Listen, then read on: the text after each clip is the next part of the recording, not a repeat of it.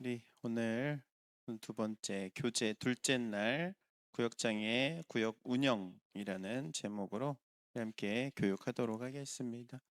오늘 구역 운영에 대한 기본적인 제 방침입니다. 목회 방침이니까 여러분들이 이제 이것을 토대로 구역을 운영하시면 좋고요. 그리고 혹시 궁금하신 점이 있으면 물어보시는 거는 창피한 일이 아닙니다. 여러분 무슨 일을 할 때 이걸 해도 될까 말까 고민되는 거 있으면 물어보셔요. 음, 뭐 저한테 물어보기 어려우면 우리 오영선 장로님 통해서 물어보셔도 되고 그러니까요. 물어보셔요. 물어보고 하는 것이 자 따라하시기 바랍니다. 지 맘대로 하는 것보다 낫다. 물어보고 하는 게 나은 거예요. 뭐든지. 이렇게 해도 될까라는 생각이 든다는 거는 벌써 마음에 뭐가 있다는 거예요. 걸리는 게 있다는 거예요. 이걸 해도 될까? 말아야 될까? 그러면 그냥 물어보면 돼요. 여러분, 다윗의 신앙이 왜 최고의 신앙인지 아시죠? 그는 물어보는 신앙이에요. 어떤 일을 만났을 때 주님께 물어보는 거예요. 기다립니다. 응답하시면 응답 받는 대로 가는 거예요. 응답이 없으면은 어, 뭐예요? 별 문제가 없으니까 그대로 가면 된다야. 나중에 그런 이야기들은 하고 어찌되었든 여러분이 이제 구역장으로서 구역을 이렇게 섬기는 데 있어서 여러 가지 부딪히는 일들도 많을 거고 갈등하는 일들도 많을 텐데 그런 때 이제 물어보시기 바랍니다. 물어보시면 돼요. 1번 우리 구역 운영의 기본 원칙을 한번 봅니다. 1-1 구역은 교회 안의 작은 교회입니다. 우리 신북교회 안에 구역은 또 다른 교회가 되는 거예요. 음, 그래서 1번 구역은 단순한 친목 모임이 아닙니다. 친목계 같은 거 아니에요.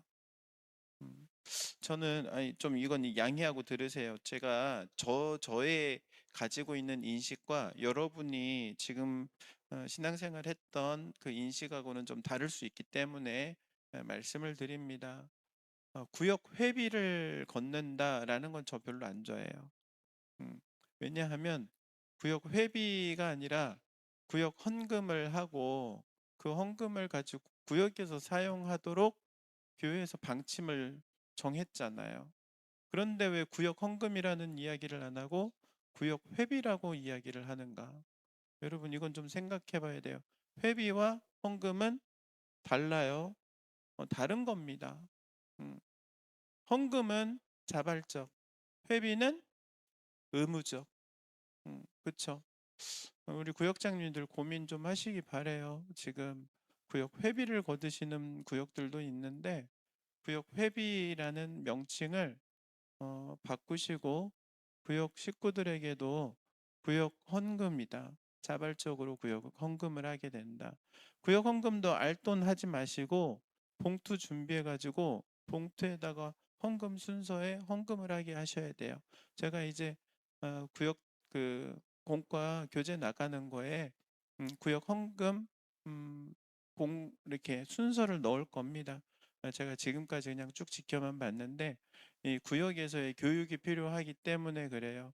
그리고 그 구역이 세상 말로 개 같은 거라면 회비가 맞겠지만 그거 아닙니다. 교회 안에 또 다른 작은 교회예요.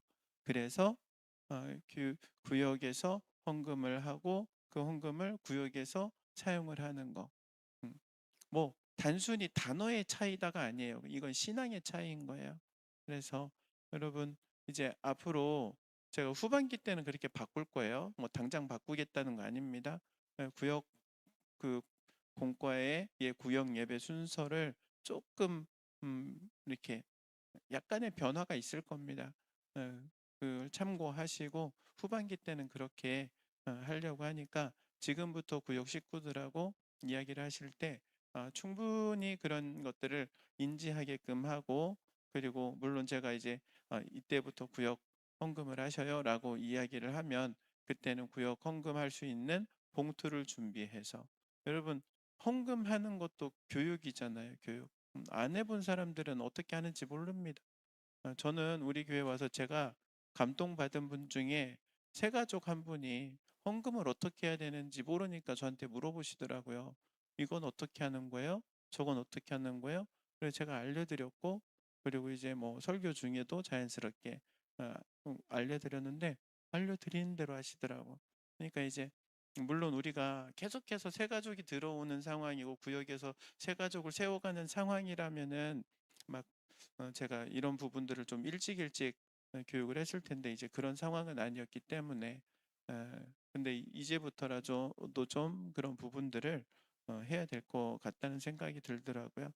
그래서 여러분 구역은요 친목계 아닙니다. 친목 모임도 아니에요. 예, 구역은 교회입니다. 교회. 그래서 2번 어떤 사람들끼리 모이면 반드시 망할까요? 어떤 사람들끼리 모이면 한번 여러분 어떤 사람들끼리 모이면 그 모임이 반드시 망하게 돼 있어. 이거는 어, 원리가 그렇게 돼 있기 때문에 그런 건데 어떤 사람들끼리 모이면 망하게 될까요? 알아맞혀 보세요. 어? 부정적인 사람들끼리 음, 아, 또 어떤 부분에 있어서는 일맥상통할 수 있겠네요. 자, 어, 오해는 하지 말고 들으세요. 오늘 오해할 수 있는 게 너무 많아가지고 계속 이 이야기가 반복될 것 같은데 서로 좋아하는 사람들끼리만 있으면 반드시 망합니다. 좋아하는 사람들끼리 우리끼리 하면 망하는 거야. 음, 여러분 하나님께서 이스라엘 백성들에게 옆구리에 가시와 같은 이 민족들을 두신 이유가 있죠. 왜 그렇죠? 그들을 다루시기 위함이고 그들을 성장시키기 위함이고 하나님 안에서 살아가게 하기 위함이죠. 마찬가지로 구역도 그래요. 다 내 뜻에 맞는 사람들만 있으면 좋을 것 같죠? 그러면요, 그거는 망하는 길, 신앙이 망하는 길이에요. 어디서 엎치락 뒤치락 하면서 나와 다른 점을 상대방을 보고 배우기도 하고 또 내 모습이 그에게 모델이 되어 주기도 하고 이럴 때 성장이 일어나는 거지 그냥 우리끼리 좋아가지고 와 너무 좋아 그럼 맨날 똑같아요. 어디 맨날 좋은데 구경하러 다니고 좋은 거 먹으러 다니고 여러분 그런 모임은 반드시 망합니다. 이거는 제가 목회 쭉 뭐 물론 길지 않은 목회 경력이지만 반드시 망하더라고요. 음, 너무 좋을 것 같아. 우리끼리만 있으면은 영원히 갈 것 같지. 근데 안 그래. 그렇지 않아. 서로 좋아하는 사람들끼리만 모이는 게 아닙니다. 그래서 구역에는 내가 싫은 사람도 있는 거예요. 그걸 인정해야 되는 거예요. 구역장님은 구역 식구들을 바라볼 때 물론 구역장의 눈에는 그냥 뿔이 뚝뚝 떨어지는 구역 식구들이야. 근데 자기네들끼리는 반목할 수 있단 말이에요. 싫어하고 누군가를 싫어하는 사람이 있을 수 있어. 그거를 인정하는 거예요. 그럴 수 있는 거예요. 그렇기 때문에 누가 필요해? 구역장이 필요한 거예요. 여러분 자기네들끼리 잘 돌아가는 데는 구역장 필요해요? 필요 없어요? 필요 없어요. 구역장이 필요 없다라는 말은 지 맘대로 간다는 말이에요. 그래서 망한다는 이야기예요. 리더가 없으면 망하는 거예요. 교회 안에 어? 신앙적 성장을 도와줄 리더가 없으면 반드시 망해요. 그 신앙적 성장을 도와주는 역할을 누가 한다? 구역장이 하는 거예요. 부구역장이 하는 거고. 음. 그리고 교회이기 때문에 세 번째로 구역 안에 교회의 핵심 사명이 모두 담겨 있다는 것을 꼭 기억하셔야 됩니다. 구역 안에 5가지 사명이 있죠. 첫 번째 뭐예요? 예배. 그렇죠. 그렇다면 우리 한번 돌아봐야 될 문제는 여러분 구역 예배 가운데 하나님의 은혜를 경험하고 있습니까? 라는 거예요. 여러분 하나님의 은혜를 구역에서 경험하고 계셔요? 음, 아멘이죠. 은혜가 있어야 되는 거야. 구역 예배를 드리면서 은혜가 넘쳐야 돼. 두 번째, 양육. 그럼 여러분의 구역은 성장하고 있습니까? 성장하는 구역이냐는 거죠. 이 성장은 2가지를 말할 수 있어요. 질적인 성장도 있고 양적인 성장도 있어요. 질적인 성장이 어느 정도 성숙해지면 반드시 영적으로도 성장하게 돼 있어요. 이게 교회의 원리죠. 여러분, 저도 이번에 알았어요. 모를 심어 놓으면은 이 모가 물이 이렇게, 나는 물 이렇게 항상 그냥 추수할 때까지 그냥 잠궈 놓는 줄 알았어. 물을 계속 찰방찰방 하는데 물을 뺀다면서요. 어. 그 물을 빼는 이유가, 얘가 물 빼기 전까지는 뭐 하라고? 새끼치라고. 옆으로 늘어나 폭이라고 해야 돼? 아무튼 늘어나 가지고 포기가 이렇게 좀 커져. 물을 빼 말려. 그럼 얘가 또 자라나. 음, 어느 정도 자라나면 또 다시 물로 채워. 여러분, 이게 어떻게 보면 질적인 성장 다음에 양적인 성장이라고 말할 수 있는 거예요. 양적인 성장 다음에 질적인 성장. 그냥 자연스러운 거예요, 그게. 그 조절을 해준 누가? 농부가 조절을 해주죠. 음, 여러분, 구역 안에서도 성장이 일어나야 되는 거예요. 여러분의 질적인 성장이 일어나면은 반드시 양적인 성장은 따라오게 돼 있어요. 그리고 그때그때 알맞게 성장해야 될 때 성장해야 됩니다. 여러분, 교육받는 거를 두려워하면 안 돼요. 그리고 모르는 걸 창피해하면 안 돼. 왜냐하면 그러면 기회를 놓칩니다. 어떤 기회를 놓치냐? 배울 수 있는 기회를 놓치고 성장할 수 있는 기회를 놓쳐요. 음, 참 요즘은 나는 우리 신학교 신학생들 참 안타까운 모습을 봐요. 내가 뭐 10년 전에도 느낀 거지만, 전도사님들, 신학교 이제 전도사님들이 있잖아요.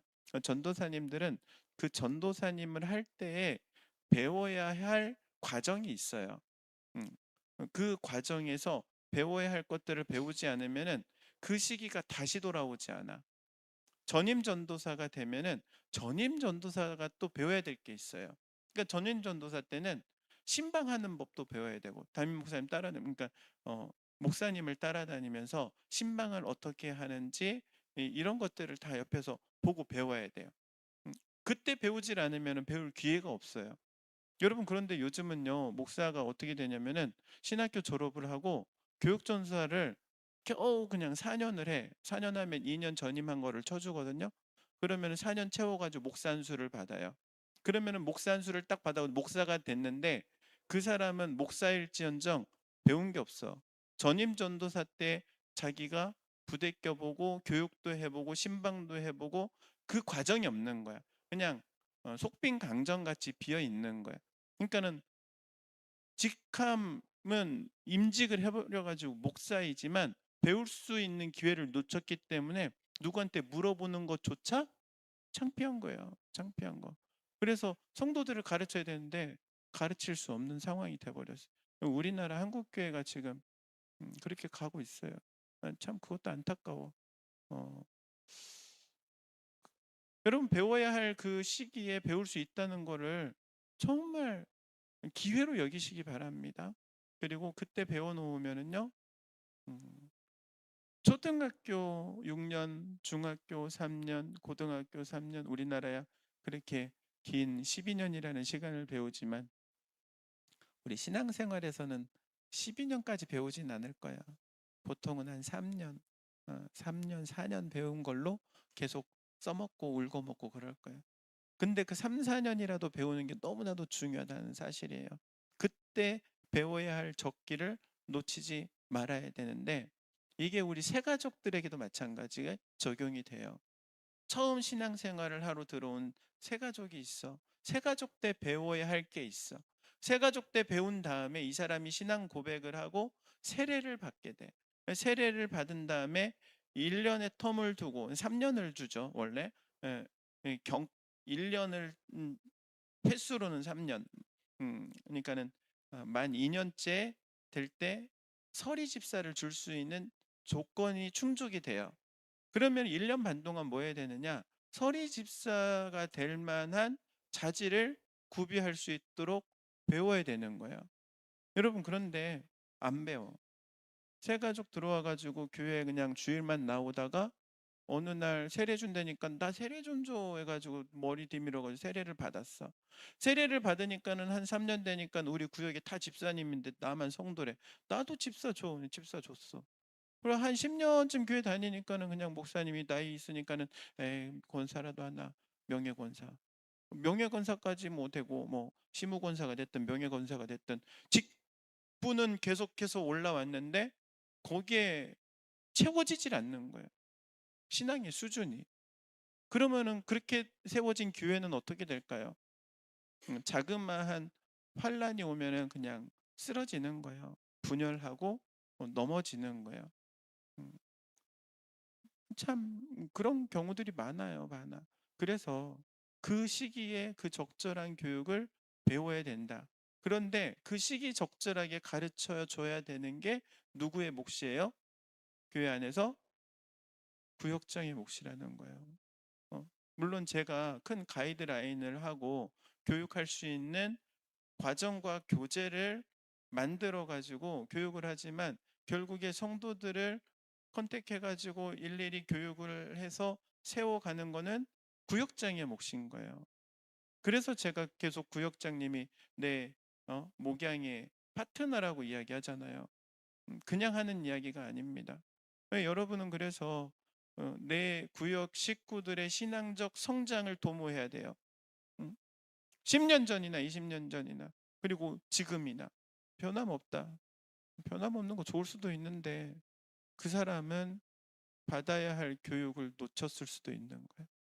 음, 그래서 제가 그냥 어, 몇 년까지 갈지는 모르겠지만 여름의 시즌에는 그냥 새가족 교육 5주 설교하고 공과 새가족 공과 5주 하겠다고 얘기하잖아요. 다 그런 이유가 있는 겁니다. 예, 그래서 여러분의 구역에서 그 성장이 일어나기를 바래요. 그리고 세 번째, 전도. 여러분 구역에 전도 대상자가 있습니까? 전도 대상자. 전도 대상자가 이제 좀 명확하게 구분이 돼야 돼요. 저 부산에 살고 있는 내 친구 전도 대상자입니다. 이런 거 말고 내가 복음을 전해서 혹은 권면을 통해서 교회로 데리고 올 수 있는 직접 전도 대상자를 말하는 거예요. 어, 전도 대상자가 있어야 돼. 구역에서 구역의 전도 대상자가 있어야 돼요. 구역 여러분 구역이라는 거는 구역 그 지역으로 묶여져 있잖아요. 물론 조금 어떤 구역은 좀 떨어져 있기도 하지만 보통 지역으로 묶여져 있단 말이에요. 그 지역에서 그 안에 내 대상자, 전도 대상자를 다른 사람들도 다 알 거 아닙니까? 그쵸? 그럼 구역이 힘을 모아가지고 그 사람을 전도하기 위해서 힘써야 되는 거예요. 전도 대상자가 있어야 되고 전도해야 되는 거예요. 왜? 교회니까, 교회니까. 당연한 거죠. 그리고 섬김이 있어야 되죠. 섬김은 우리 교회의 사역을 함께 하고 있느냐예요. 교회의 사역을 함께 하고 있느냐. 어, 교회 안에는 다양한 사역들이 있죠. 뭐 앞에 예배도 사역이고 양육도 사역이고 전도도 사역이고 다 사역이에요.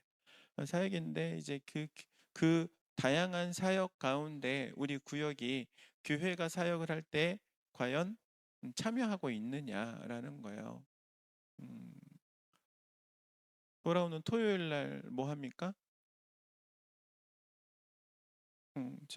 지역사회 봉사위원회에서 뭐예요? 어, 열무김치를 담궈요.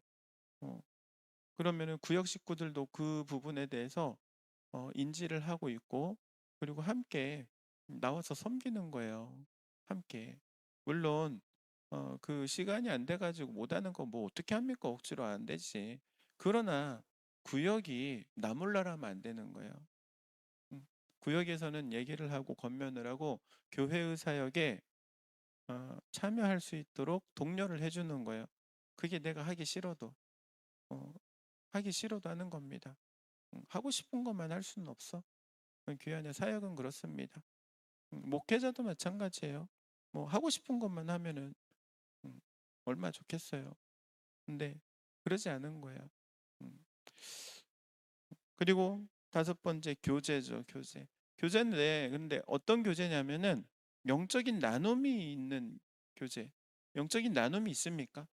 그러니까는 여러분 구역 모임에서 이야기를 주고받고 대화의 주제들을 한번 떠올려 보세요. 어떤 주제가 대다수인지. 하나님께서 내게 주신 은혜가 있고 하나님께서 나를 통하여 하신 일이 있고 혹은 응답해 주신 일이 있거나 내가 반성한 일이 있거나 어떤 영적인 변화에 대한 나눔이 있는지 그게 교제예요, 교제. 영적인 교제하고 감정적인 교제하고 육적인 교제는 다릅니다. 육적인 교제는 먹고 마시는 게 육적인 교제고, 감정적인 교제는 내가 이번 주 누구 때문에 그냥 기분이 안 좋아. 그런 감정적 교류. 내가 위로받고. 근데 영적인 교류는 다르죠. 그런 문제가 있어. 야, 그래. 우리 그 문제를 놓고 같이 한번 하나님께 기도하자. 이렇게 같이 기도, 합심 기도하고 하나님께서 어떻게 또 기도한 거에 대한 응답하심이 있었을 거 아니에요. 그러면 나 지난주에 이 문제로 되게 힘들었는데 우리 구역 식구들이 기도해줘 가지고 내가 이렇게 응답받았어. 그런 간증이 있어야 되는 거죠. 그런 간증이 일어나는 게 영적인 교제예요. 다른 게 영적인 교제가 아니라. 근데 맨날 룰루랄라 오늘은 뽀로로도 아니고 노는 게 제일 좋아. 우리 시은이 생각난다.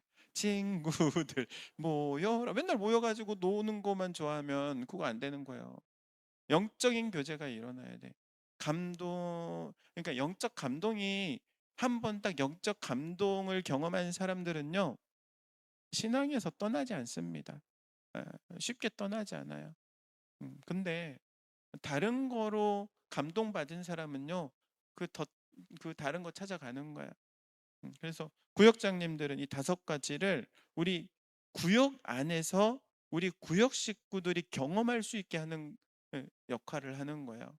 그리고 목회자인 저는 이 다섯 가지를 크게 하는 것뿐인 거예요. 그 차이점이에요. 음. 자, 두 번째 구역 모임 운영 방법입니다. 모임 전에는 준비를 해야죠. 준비 단계가 있죠. 어떻게 준비해야 됩니까? 먼저 첫 번째는 기도해야 돼요. 구역원과 구역 예배를 위해서 기도하시기 바랍니다. 기도하고 계시죠? 기도하실 거라고 저는 생각해요. 구역장이 기도 안 하면 누가 그 구역을 위해서 기도할까? 음, 음. 신북교회를 목사님이 기도를 안 하면 이 교회를 놓고 누가 기도를 할까라는 마음으로 내가 기도하는 것처럼 우리 구역 식구들도 똑같이 그런 마음으로 기도를 해야 됩니다. 기도로 준비. 하나님, 우리 구역 예배 때 이러이런 문제들도 있었는데 좀 은혜 주시고 응답 주셔가지고 우리 간증거리가 좀 생기게 해주시고 어, 기도할 제목 얼마나 많습니까? 저 그냥 맨날 내 머리 골치 아프게 하는 뭐 아무개 성도 좀 깨닫게 해주셔가지고 어떻게 좀 돌이키게 하시고 안 되면 좀 머리라도 한 대 치셔가지고 터트려 주셔도 좋습니다. 뭐 그렇게 기도해도 돼. 나도 기분 나쁘면 가끔 그런 기도해. 하나님 좀 깨닫게 해주세요. 종아리 좀 쳐주세요. 한 대 쳐 맞아야 정신 차리지. 나도 내 자식이 정신 안 차릴 때는 매를 듭니다. 하나님께서도 매를 드셔야지. 예, 제가 매를 들 수 없잖아요. 구역장이 매 들 수 없잖아요. 하나님 매를 드셔야지. 뭐 그런 기도 하나님 들으시면은 음, 하나님 응답해 주시면 감사하죠. 기도로 준비하셔야 돼. 그리고 나서 공과를 미리 공부하시기 바랍니다. 공과를 이제 수요일 날 나눠드리잖아요. 그러면은 그 뭐 시간이 많지는 않지만 그래도 10분 이상 좀 읽어봐야 돼요. 두 번, 세 번 정도는 읽어봐야 또 예배 드릴 때 떠듬떠듬 하지 않고 쭉 읽어갈 수 있죠. 음, 제 개인적으로 김동기 장로님께 참 감사한 게 있어요. 제가 작년에 수요 예배를 빠지면서 설교 원고를 드렸단 말이에요. 이렇게 설교 원고대로 해주세요. 그 원고를 붙들고 물론 제가 일찍 드리긴 했어. 한 열흘 전에 드렸어요. 그 열흘 동안 그렇게 연습을 하셔가지고 그걸 그렇게 읽으신 거예요. 나도 실시간 예배로 다 봤어. 근데 참 감사하더라고. 여러분 구역 예배 여러분 인도하실 때 여러분이 정말 막 말을 잘하라는 게 아니에요. 여러분이 최선을 다해서 준비하시라는 얘기예요. 음, 그러면은 그 가운데 하나님의 은혜가 있는 줄로 저는 믿습니다. 음, 미리 공부를 해놔야 돼. 그리고 3번 참석 확인 및 순서 맡으니 확인을 해야 돼요, 확인. 그러니까는 연락해가지고 오늘 구역 예배 있는 거 알지? 근데시 어디로 모여? 그리고 순서 맡은 사람에게는 오늘 기도야, 오늘 찬양이야, 오늘 합심 기도할 때 마무리 기도를 좀 해줘. 뭐 이런 식의 순서를 확인을 해야 되는 거죠. 그래서 순서를 맡은 사람이 내가 이거구나 다시 한번 확인할 수 있게. 물론 그 전 구역 예배 때 다 정하기는 하지만 다시 한번 확인을 시켜주는 겁니다. 2- 구역 모임입니다. 그럼 구역 모임 당일날이죠. 첫 번째 환영하기. 여러분 환영하려면 구역 식구들을 환영하려면 전제 조건이 뭐가 돼야 될까요? 지각하지 말라. 구역 식구들보다 늦게 오면 안 된다. 시간을 정했어. 우리 3시에 모이기로 했어. 3시에 맞춰가지고 구역장 오면 돼요, 안 돼요? 그럼 구역장 그럼 지각이에요, 지각. 3시라는 시간의 약속은 지켰을지 모르겠지만 구역장이라는 직분은 지각인 거예요. 그럼 언제 와야 돼요? 구역원 교육을 잘 시키세요. 자, 너무 일찍 오지도 않게, 너무 늦게 오지도 않게. 그러나 내가 제일 먼저. 무슨 말인지 아셨어요? 자, 3시에 모여. 그러는데 사람의 습관은 바뀌지 않습니다. 쉽게 안 바뀌어요. 10분 일찍 오는 사람은 항상 10분 일찍 와요. 5분 일찍 오는 사람은 항상 5분 일찍 와요. 정각 맞춰 다니는 사람은 항상 정각 맞춰요. 여러분 구역 식구들 다 아시잖아요. 이 사람이 몇 시에 오는지, 5분 전에 오는지, 10분 전에 정각에 오는지 알잖아요. 그러니까 그 사람들보다 일찍 가면 되는 거예요. 이해되시죠? 그 사람들보다 일찍 가야 뭘 할 수 있으니까, 환영할 수 있으니까. 이제 구역 예배가 이제 보통은 여성 중심의 예배이기 때문에 남편들은 잘 참석을 안 하는 경우들이 많죠. 근데 이제 한번 그런 것도 생각을 해요. 남편도 초대해가지고 함께 구역 예배를 다 같이 뭐 그렇게 드린 예배 이 구역들도 있긴 하지만 그게 안 되는 구역들은 이제 좀 반강제적으로라도 그렇게 한 번 정도는 할 수 있도록. 근데 이제 그럴 경우에 환영해 주는 게 되게 중요한 거예요. 환영해 주는 거. 환영할 때 마음이 녹아지기 때문에 그렇습니다. 자, 그리고 환영하고 간단한 인사를 합니다. 간단한 인사예요. 간단한 인사. 인사가 길어지지 않도록 하기 위해서 간단하게 하라는 겁니다. 지금 1번 이제 집사님 한 분이 왔어. 그래가지고 너무 잘 왔어요. 너무 반가워요. 그리고 이제 자리로 안내하면 되는데 거기서 계속 얘기를 하고 있는데 2번째 권사님이 왔어. 그리고 막 3번째 또 집사님이 왔어. 막 몰려왔어. 그러면은 어떻게 할 거예요? 차 밀려 있잖아. 차 밀리면 안 된다는 얘기예요. 간단하게 인사하고 바로바로 자리를 배치해가지고 정돈해서 이렇게 앉을 수 있도록 딱 하는 거죠. 그 역할을 우리 구역장님이든 부구역장님이든 해줘야 되는 거예요. 그리고 이제 예배를 드리죠. 예배를 드립니다. 그리고 나서 예배가 끝난 다음에 물론 이제 이 순서가 예배 안에 들어와 있어도 좋고 따로 해도 좋습니다만은 영적인 교제가 있어야 돼요. 영적인 교제는 말씀을 나누고 기도 제목을 나누고 합심 기도를 서로 우리 구역 식구들의 어떤 문제를 놓고 함께 기도해 주는 그 시간, 영적인 교제를 나누는 시간이 반드시 있어야 됩니다.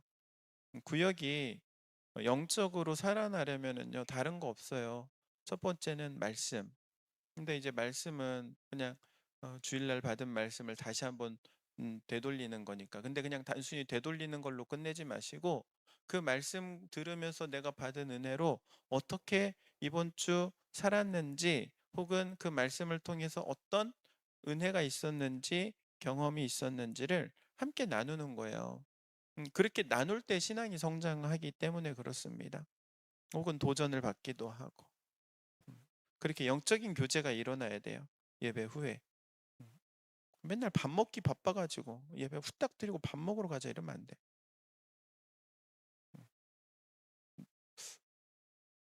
5번 다음 장소 및 순서 맡은 이 정하기. 요거를 미리 다 정해 놓죠. 잘하고 계실 거라고 생각합니다. 그리고 여섯 번째는 보고서 작성하기예요. 우리 구역 모임에 누구누구 참석을 했고 누구에게 어떤 어려움이 있었다, 문제가 있었다, 기도 제목이 있었다 이런 것들을 보고해 주셔야 돼요. 음, 그래야 제가 성도들을 알지 안 그러면은 제가 뭐 맨날 대신방 할 수 있는 것도 아니잖아요. 1년 365일 대신방을 못 하잖아요. 예, 구역장님들이 해 주셔야 될 일인 거예요. 어, 평온하면 문제가 없어. 별 문제 없으면 좋죠. 얼마 감사해. 예, 별 문제 없으면 좋은데 그래도 어떤 문제가 있어서 기도 제목이 이런 것들이 올라왔습니다. 목사님한테 이렇게 보고를 해 주셔야 돼요. 오영선 장로님 통해서 해 주시고 혹은 이거 개인적인 프라이버시가 좀 있어서 좀 민감할 것 같다. 이러면 뭐 저한테만 주셔도 됩니다. 개인적인 프라이버시 민감한 문제는 뭐 이런 거죠. 부부 간의 문제, 그리고 자녀의 문제 이런 것들 이제 알리기 싫은 문제들 있잖아요. 그런 것들은 그렇게 할 수 있습니다. 어, 아무튼 그런 부분들을 보고서로 보고를 요즘은 시대가 너무 좋아졌잖아요. 카톡으로 간단하게 보고할 수 있어요. 물론 여러분 지금 구역 모임 인원 보고는 카톡으로 우리 문세정 장로님께 하고 계시죠? 하고 계시죠? 그러니까 어, 그리고 3번 구역원 관리 방법입니다. 예배 출석 관리. 구역정은 구역원의 영적 상태를 꾸준히 살펴야 됩니다. 영적 상태가 예배 드리는 모습 보면 알아요. 목회자도 마찬가지입니다. 지금 이 사람이 예배 드리면서 지금 딴 생각 빠져 있는지 예배 자리에는 나와 있기는 하는데 예배가 안 되는 사람인지 보면 알아요. 우리 구역장님들도 그런 것들을 빨리 파악을 해야 돼요. 그리고 예배할 수 있도록 옆에서 도와주셔야 됩니다. 그리고 결석하는 경우에는 결석했다고 책망하기보다는 이유를 먼저 살펴야 돼. 이 사람이 왜 교회를 빠졌는지, 개인적인 문제가 있어서 빠졌는지, 아니면 뭐 시험이 있어서 빠졌는지, 아니면은 어떤 개인사가 있어서 빠졌는지, 아파서 빠졌는지 분명한 이유를 아셔야 돼요. 그 이유를 알아야지만이 대응할 수 있기 때문에 그렇죠. 음, 그리고 목회자에 대해 목회자에게 결석자에 대해서 보고를 합니다. 보고. 어, 여러분이 보고를 안 해가지고 어, 물론 목사님 제가 모르고 넘어갈 수도 있긴 해요. 근데 우리 교회는 인원이 뭐 그렇게 많은 것도 아니고 제가 관리 안 해도 우리 집사람이 다 알더라고. 내가 물어봐. 누구 못 본 것 같은데? 그럼 우리 집사람이 다 딩동댕 해줘. 어, 대충 알아요. 근데 이제 2주 빠졌는데 3주째 빠졌는데 구역장이 나한테 얘기 한마디 없어. 여러분 그러면은 제가 그 구역장을 어떻게 생각해야 될까요? 나는 구역장을 나의 왼팔이라고 생각하고 나의 신뢰하는 사람이라고 생각을 하고 그 위치에 교회에 세워 놓았어요. 그런데 나는 그렇게 신뢰를 하는데 구역장이 저에게 얘기하지 않는다? 그럼 둘 중에 하나겠죠. 구역원 관리를 못했든지 아니면은 나한테 그냥 보고하기가 싫든지 제 입장에 생각할 수 있는 게 그쵸. 반드시 보고를 해주셔야 되는 거예요. 그래서 저와 구역장님의 관계 때문에 그래요.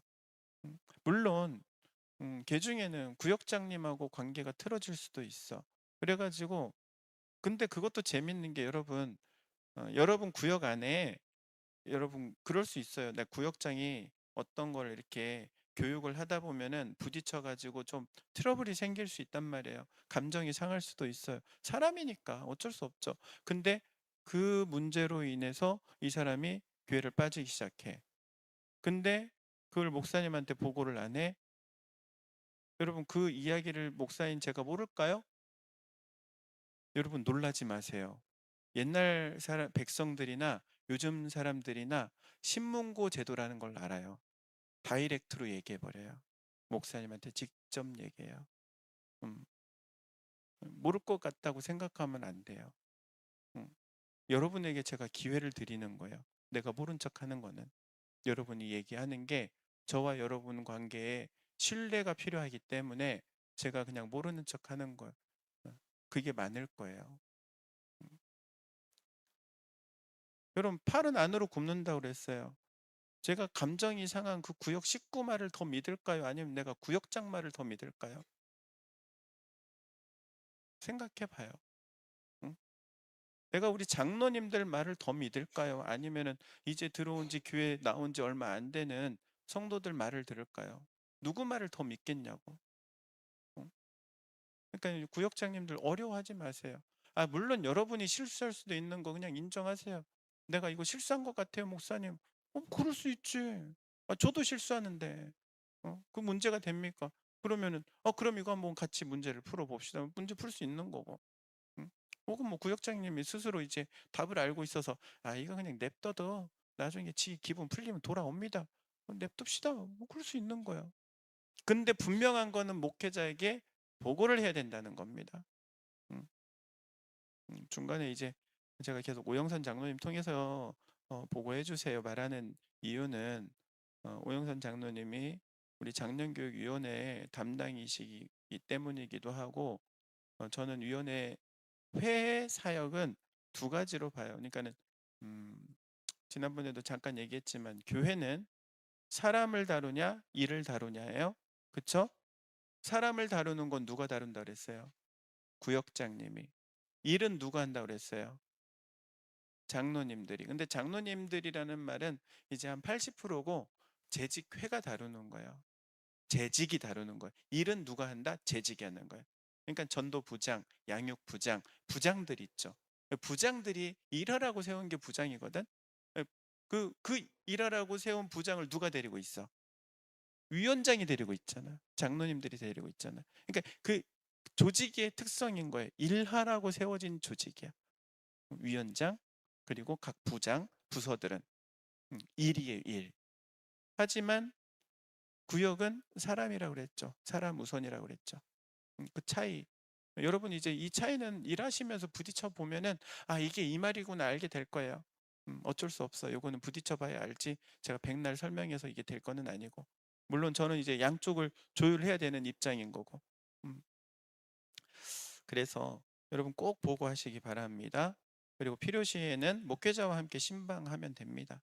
음, 정말 필요한 경우에 목사님이 가시면 해결이 될 것 같아요. 목사님 가시죠. 그럼 저 가죠. 음, 그리고 신방 사역에 있어서 두 가지가 있어요. 첫 번째는 유익한 신방이 있죠. 어떤 신방이 유익한 신방이 되냐?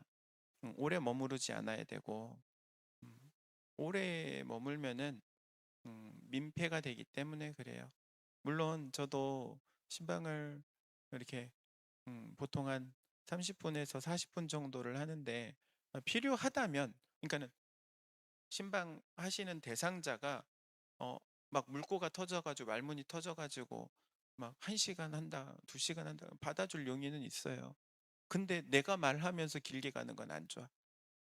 그러니까 대상자가 말을 하고 자기 속내를 털어놓는 것은 내가 그 시간을 할애해 줄 수 있지만 내가 이야기를 끌어가면서 신방이 길어지면 안 좋다는 거죠. 그렇기 때문에 항상 경청을 우선해야 됩니다. 그리고 꼭 함께 기도하고 그러면 유익한 신방이 돼요. 반대인 경우도 있겠죠. 유해한 신방도 있습니다. 신방을 했는데 안 하느니만 못한 신방이 있는 거죠. 어떤 신방이에요? 정죄하고. 정죄라고 하니까는 좀 웃기긴 한데 이런 거예요. 사고가 나가지고 병원에 입원해 있어. 가가지고 목사님이, 제가 부목사 때 담임 목사님이 그랬어요. 신방 병원 신방만 갔다 하면은 항상 하는 얘기가 똑같아. 집사님 이번에 좀 깨달은 게 있죠? 깨닫긴 뭘 깨달아 아파 죽겠는데 나도 모르겠구만. 근데 그래 뭔 소리예요? 뭔가 잘못한 게 쓴 게 있으니까 한 대 맞았다는 거지. 담임 목사님 그랬어. 그래서 성도들이 병원에 입원하면 연락을 안 해. 병원 신방을 안 받아. 받기 싫어해. 왜냐면은 가면은 막 그렇게 하니까. 정죄하면 안 돼요. 음, 충고도 안 돼요.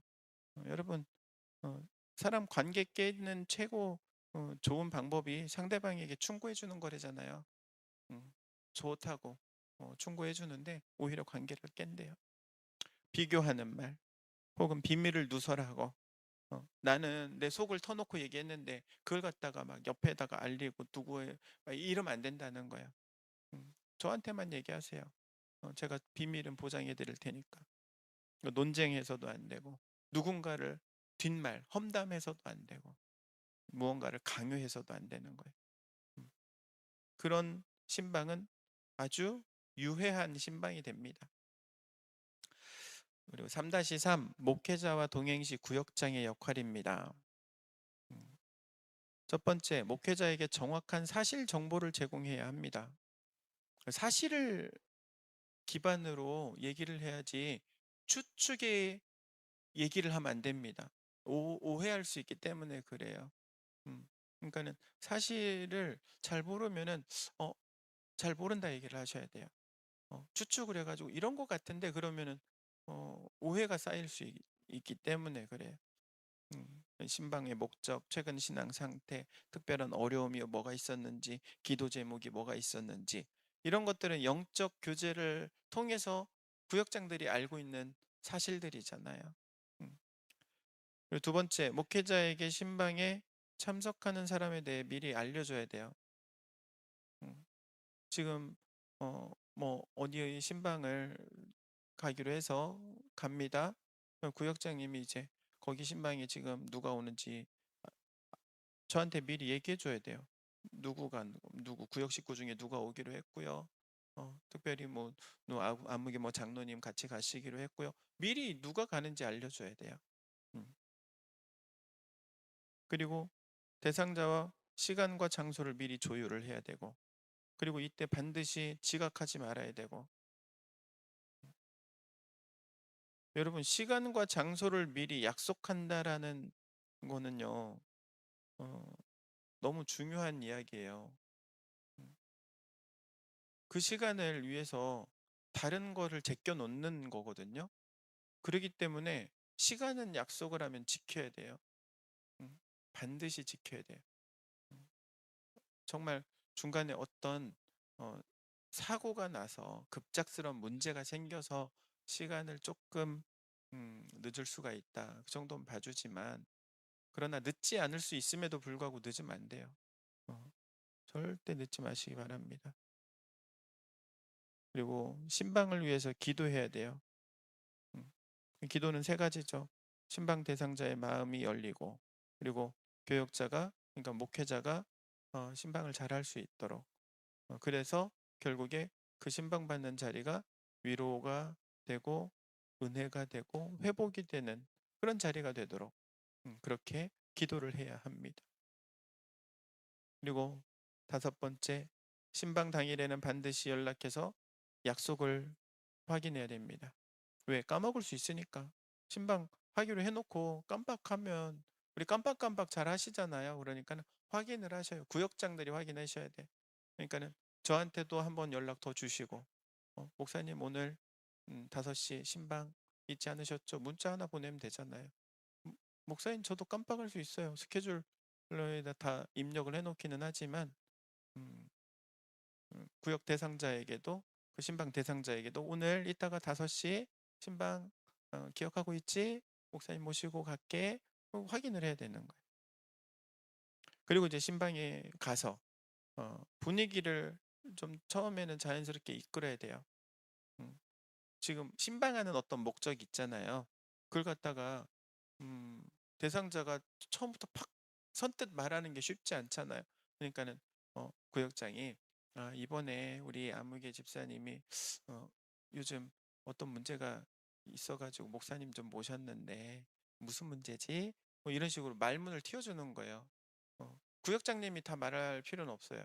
물론 이제 그 전에 저한테 다 얘기는 해놓기는 해서 제가 알고는 있지만, 신방을 간 자리에서는 구역장님이 말하는 게 아니고 그 대상자가 말할 수 있도록 음, 도와주는 거죠.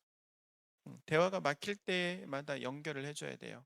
그러니까는 얘기하던 사람이 어, 주제에서 조금 벗어나면 중간에서 지금 이 얘기 먼저, 이런 식으로 지금 주제에서 벗어나지 않도록 이렇게 화제를 계속해서 꼭 하고 있는 대화의 그 중심 주제로 돌아올 수 있도록 해주는.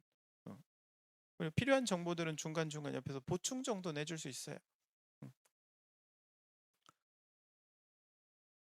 그리고 주의할 점 중에 하나가 이제 신방 대상자 대신에 대답하지 않고 대답할 수 있도록 도와줘야 됩니다. 음. 안다고 해서 막 얘기하면 안 돼요. 그러니까 이게 어느 때 이런 일이 생기냐면 우리 대신방을 할 때 우리 전반기 때도 그랬는데 구역 중에 한 구역에 그러니까 신방 순서 정하잖아. 1번부터 8번 딱 정해놓고 움직이면 1번 신방을 했어. 2분을 데리고 2번에서 신방 가면 갈수록 새를 불려가 2명, 그 위에 얹어 3명, 그 위에 얹어서 4명. 구역 식구들은 자기네들끼리 다 알고 있으니까 뭐 그러긴 하지. 근데 여러분 한번 생각해 보세요. 거기까지는 그래도 내가 이해할 수 있어. 그래, 그래. 같이 그렇게 신앙 생활을 같이 해왔으니까 다 아는 사이니까. 근데 그 신방 그 가정에 가서 그 사람이 이야기를 해야 되는데 주변에 있는 구역 식구들이 다 아니까 자기네들이 다 얘기를 해줘. 옆에서. 그럼 이 사람 말 한마디 뻥끗 안 하고 신방이 끝나. 그럼 되겠어요? 크게 실수하는 거야. 이런 거는. 절대 이러면 안 돼요. 음. 대상자, 신방 그 가정의 그 주인공이에요. 그 사람이 주인공이야. 여러분, 신방을 받는다. 그럼 제가 그 정해진 시간 있잖아요. 신방 시간 40분 정도를 정하잖아요. 그 40분은 신방을 받는 사람의 시간인 거지. 주변인의 시간이 아닌 거예요. 구역장의 시간도 아닌 거예요. 음, 완도에서 그랬어요. 어, 거기서는 가정수가 몇 가정 없으니까 신방을 하루에 한 가정에 원하는 시간 정하라고 그러고 당신이 놓아주면 내가 가겠다 집에를. 하루를 잡고 가. 가가지고 그냥 얘기하고 놀고 거기서 뭐 꺼내주는 거 있으면 먹고 그냥 거기서. 집사님 한 분이 그러는 거예요. 나이 많으신 집사님이 오늘은 내가 목사님을 맡았으니까 오늘은 목사님 내 거라고.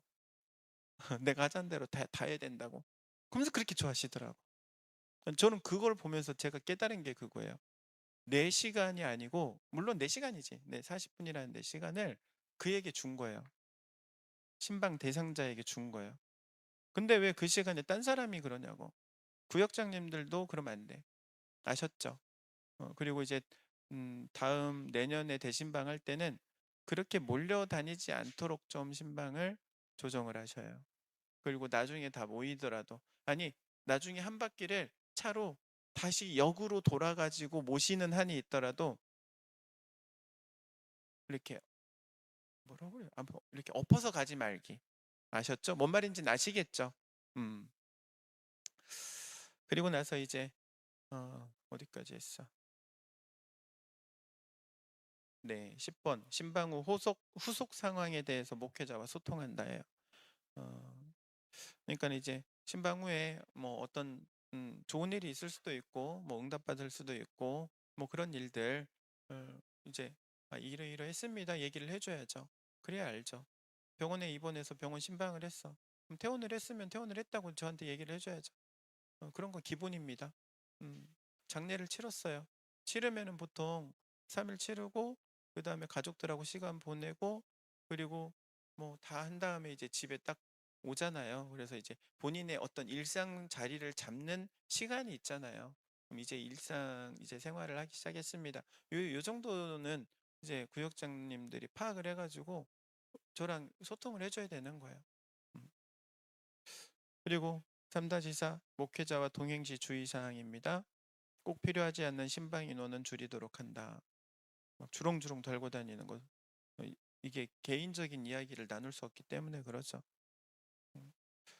2번 대상자보다 이야기를 많이 하지 않아야 한다. 3번 신방에 방해가 되는 것은 사전에 정리한다. 뭐 TV 같은 것들이죠. 그리고 4번 목회자의 말에 코멘트를 달지 않는다.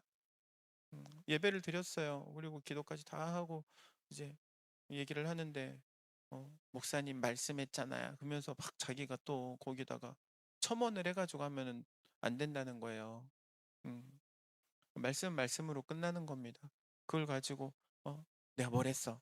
목사님 또 말씀하시잖아. 이런 거 하면 안 된다는 거예요.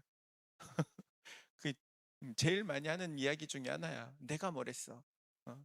목사님 똑같은 말씀 하시네. 이거. 음. 아무튼 그렇습니다. 그리고 이제 여기에 적어놓지는 않았는데 전에도 계속 얘기를 했으니까 식사 같은 경우는 저 될 수 있으면 미리 약속되지 않은 식사는 안 하겠습니다. 구역장님들이 난 이제 요거는 눈치를 안 볼 거예요. 구역장님들이 난처해 하더라도 나 밥 안 먹을 거야. 미리 얘기되지 않은 거는. 아셨죠? 음. 그리고 막 그렇게 저는 이렇게 식사하는 거에 대해서 막 그렇게 좋아하진 않습니다. 그냥 간단하게 커피 한 잔 하시면서 이렇게 간단한 대화하는 거 정도라면 모르는데 막 목사님을 꼭 대접해야겠다고. 여러분 대접 안 해도요. 돼요. 정말 대접을 하고 싶으면 약속을 하셔야 돼. 번호표 뽑고 기다리셔야 돼. 4번 구역 안의 갈등 관리 방법. 갈등이 없을 수는 없기 때문에 갈등이 생겼을 때 첫 번째는 편들지 않는다요. 편들지 않는다. 여러분 네 편 내 편 갈라지면 그때부터 골치 아픈 겁니다. 교회는 그래요. 누구 편들기 시작하면은요 끝이 없습니다. 끝이 없어. 편들지 않아야 되고 구역장. 두 번째 비밀을 지켜야 되고 세 번째 대화로 해결해야 하고 그리고 사랑으로 중재해야 합니다.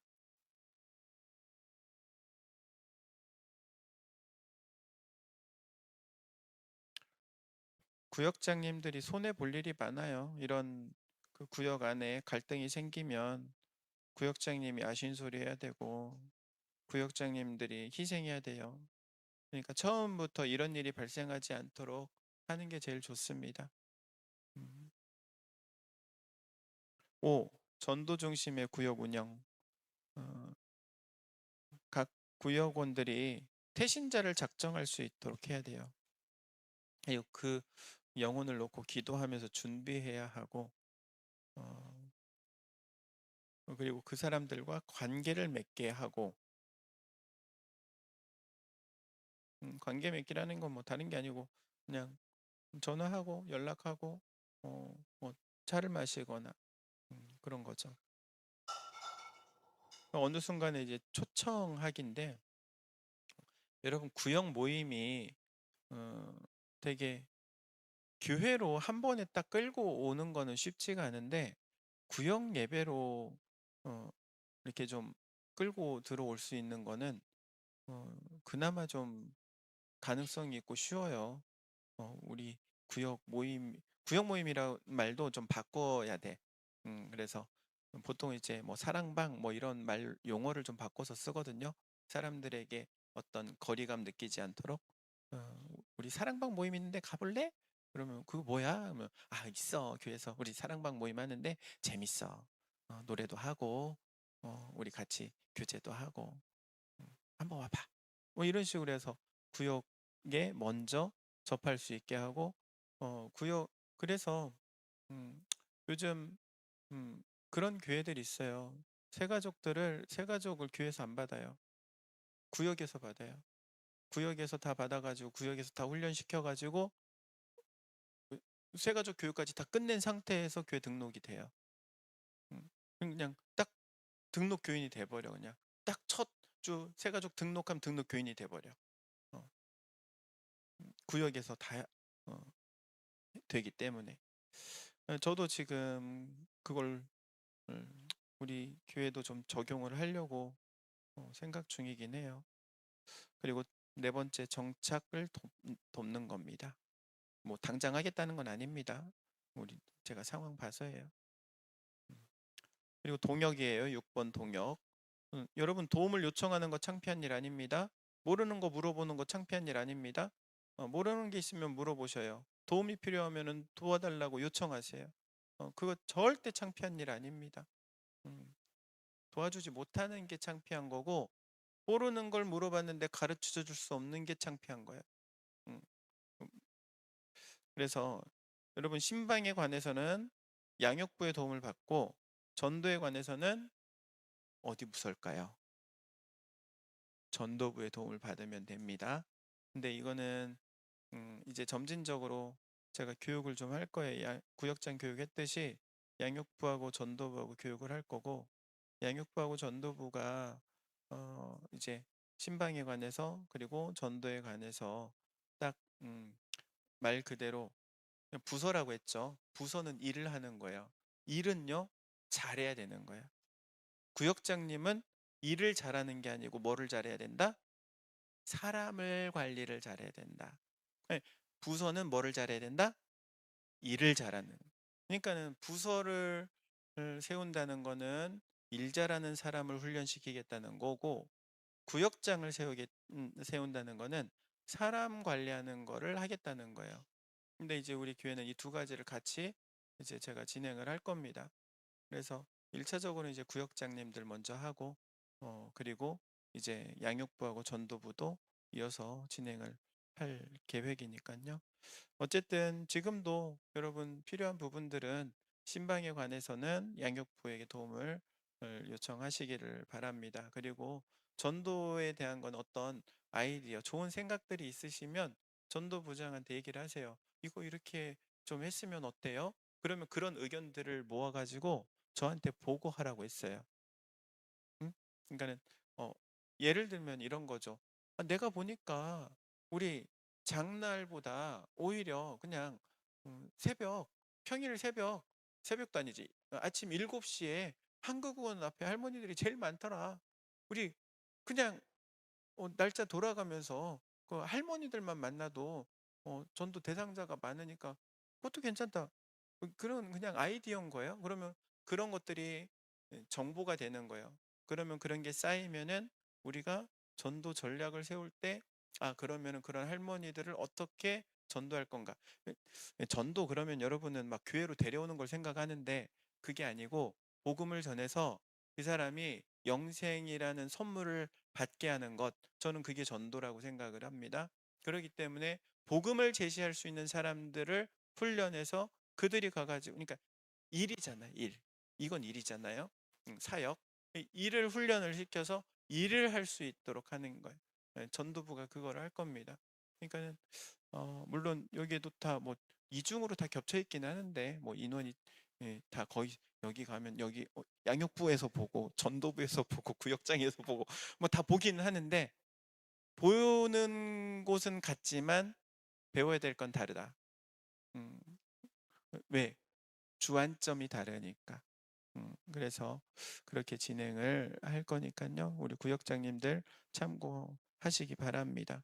자, 그래서 물어보는 거는 뭐가 아니다? 창피한 게 아니다. 도움을 요청하는 것도 창피한 게 아니다.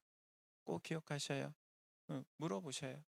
음, 그리고 도움을 요청하세요.